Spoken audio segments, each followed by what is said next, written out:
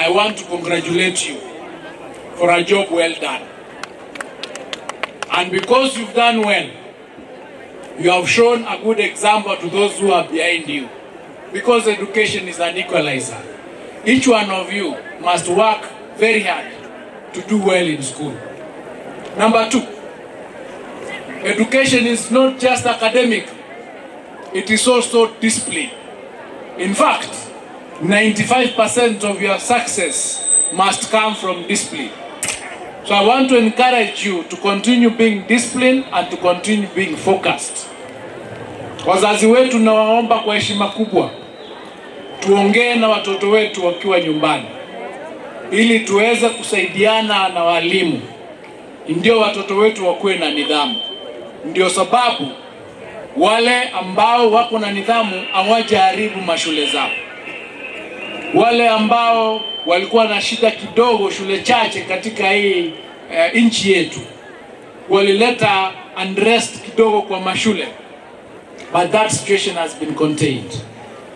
The government inatengeneza kitu inaitwa multi-stakeholder team, ambao itajumuisha walimu, itajumuisha wanafunzi, itajumuisha wazazi, itajumuisha watu wa serikali, itajumuisha watu wa unions, itajumuisha wale watu wanaitwa sponsors kama hawa Quakers ambao wanasupport shule, ili wote tuketi kwa meza tuongee, tujue shida ya watoto wetu ni gani, na ndio tuweze kupata suluhisho ya kudumu, ndio tusikue na shida hii tuko nayo katika mashule ambao zinachomwa mpaka kwa shule nyingine.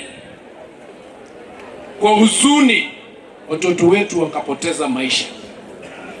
It's very sad kwamba watoto wako shule, wenzao wakaweka moto kwa domo. Hiyo moto ikasababisha vifo vya watoto wetu 16. It's a sad thing, na ni kitu ambao hatuwezi kuacha iendelee. Lazima tupate suluhu, ndio kwenda mbele, hiyo shida isikae katika nchi yetu. Huku bila nimefika, walimu na board of management chair na mheshimiwa Zahiri wameomba vitu kadhaa. Nianze na classrooms ya hii shule. Wamesema kwamba wanahitaji classroom 8. Ministry of Education itapeana shilingi milioni 8 ya kutengeneza classroom 8 ili watoto wetu wawe na mahali ya kusoma. Jambo la pili, wameitisha kitu inaitwa screens, ndio watoto wetu waanze kufanya kusoma na digital, ile ambao hata kama mwalimu yuko mbali anaweza fundisha watoto wengi akiwa mmoja.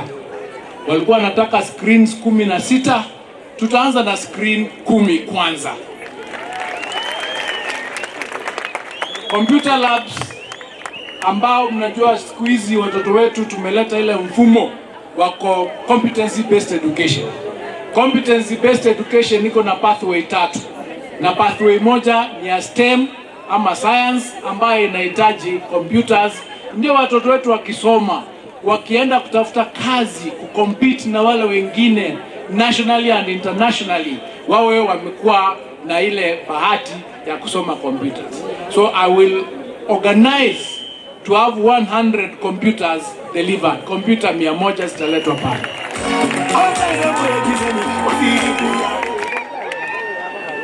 Jambo lingine katika hii shule hii, nimeelezewa kwamba iko watoto ambao wanatoka mbali. Ndio umesikia mama county akisema iko watoto wengine wanaamka saa 10. Wanaamka saa 10 kwa sababu kwao ni mbali. Wanaamka saa 10 ndio watembee mpaka wafike kwa hii shule kwa ile saa ya shule ambao ni saa 1:30 mpaka saa 2. Kwa sababu ya hiyo tutapeana milioni 10 ya kutengeneza dormitory, so that wale watoto wanatoka mbali wawe ni boarders, so that they don't have to wake up before. Na tukiendelea hivyo tutaongeza hiyo pesa mpaka tukue na dormitory ya kutosha katika hii shule. Ladies and gentlemen, principal wa hii shule ya special needs amenielezea ile shida wako nayo. Ingawa sikufika kule, amenielezea kwamba iko building moja imekuwa condemned, na hiyo inatakikana iangushwe, watoto wasikae ndani, kwa sababu ikianguka kama watoto wako ndani wanaweza kuumia. Ameniambia atahitaji milioni 7 ya kutengeneza administration block na pamoja na classrooms zile ambao ziko kwa hiyo condemned class. Ministry of Education atapeana milioni 5 kuanza kujenga hii administration block haraka iwezekanavyo, ili watoto wetu wasikuje kuumia. Ladies and gentlemen, mimi nimefurahi sana na nyinyi watu wa hapa Nyaribari. Hii speech ni official, nitapeana, mtaona kitu kile kiko ndani, lakini nataka kuambia ile mapenzi mmeonyesha, na sisi pia tutaonyesha mapenzi kweli. And we will do whatever it takes to ensure that all our schools here have the infrastructure ile iko required ndio hawa watoto wetu wasome. Kwa sababu hapa ndani kuna madaktari, hapa ndani kuna mawakili, hapa ndani kuna pilots, hapa ndani kuna walimu, na ni jukumu yetu kama serikali ya kuensure kwamba dreams za wanafunzi wetu isipotee. Kwa sababu bila masomo wengi wetu hapa hatungekuwa tunaonekana.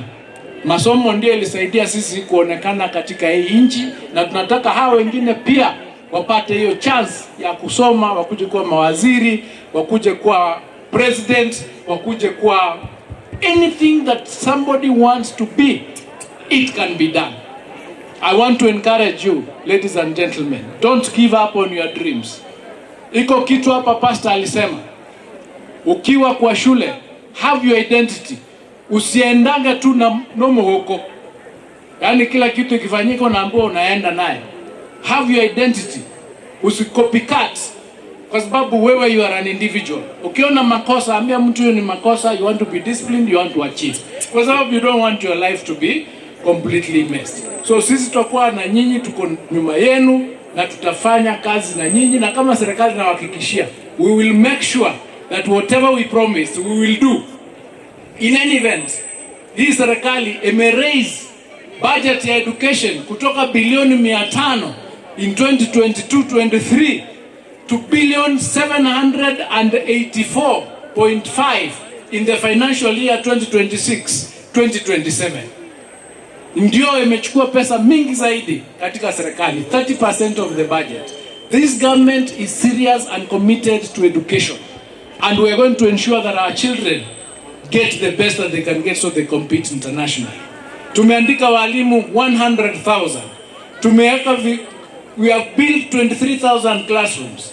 We are doing another 1,600 laboratories. In July, tutaandika walimu 20,000. Ambao hapa nasikia kuna walimu wawili wa POM pia watachukuliwa wakuwe walimu wa TSC kuanzia hiyo mwezi wa Juni. So we are with you and we are working. Kwa hivyo msidanganywe na watu wanakuja hapa wanakuambia hii serikali haifanyi kitu, hii sekta imeharibika. Mtu amepeleka mtoto yake shule, amewacha mtoto shule anasoma, anakuja kuambia kwa rally kwamba hakuna